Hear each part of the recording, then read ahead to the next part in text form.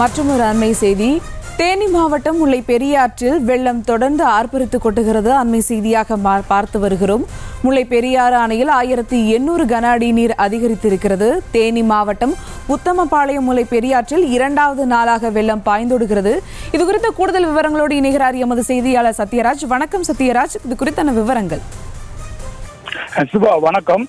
கடந்த 2 நாட்களாகவே முல்லை பெரியார் அணையிலிருந்து தமிழகத்தில் திறந்துவிடக்கூடிய நீரின் அளவானது அதிகரித்துள்ளது. அதனைத் தொடர்ந்து மேற்கு தொடர்ச்சி மலை அடிவார பகுதிகளில் பெய்த கனமழையின் காரணமாக மேகமலை, சுருளிமலை அருவிகளில் வெள்ளப்பெருக்கு ஏற்பட்டு அந்த நீரானது முல்லை பெரியாரில் திறந்துவிடக்கூடிய தண்ணீருடன் சேர்ந்து உத்தமபாளையம், சீலையம்பட்டி, வீரமடி முல்லை பெரியாற்றுகளில் வெள்ளப்பெருக்காக பாய்ந்தோடுகிறது. நீரின் வரத்து தொடர்ந்து அதிகரித்து வருவதால் தேனி மாவட்ட நிர்வாகத்தின் சார்பாக பொதுமக்கள், ஐயப்ப பக்தர்கள், பள்ளி மாணவர்கள் யாரும் ஆற்று பகுதிக்கு செல்ல வேண்டாம் எனவும், துணி துவைக்கவோ, கால்நடைகளை கழுவுவதற்கோ, குளிப்பதற்கோ, புகைப்படம் எடுப்பதற்கோ மாவட்ட நிர்வாகத்தின் சார்பாக தடை விதிக்கப்பட்டு உள்ளது.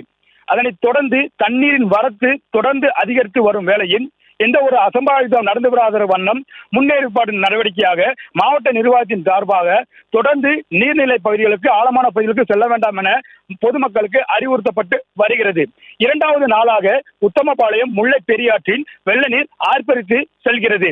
பொதுமக்கள் கவனக்குறைவாக நடக்கும் பட்சத்தில் ஏதேனும் உயிர் சேதம் ஏற்படும் என்ற அச்சம் ஏற்படும் வேளையில் பொதுமக்கள் யாரும் ஆற்று பகுதிக்கு, ஆற்று ஓரங்களுக்கும், ஆழமான பகுதிகளுக்கும் செல்ல வேண்டாம் என எச்சரிக்கப்படுகின்ற சுபா. செய்திகளை உடனுக்குடனும் துல்லியமாகவும் தெரிந்து கொள்ள சப்ஸ்கிரைப் பண்ணுங்க.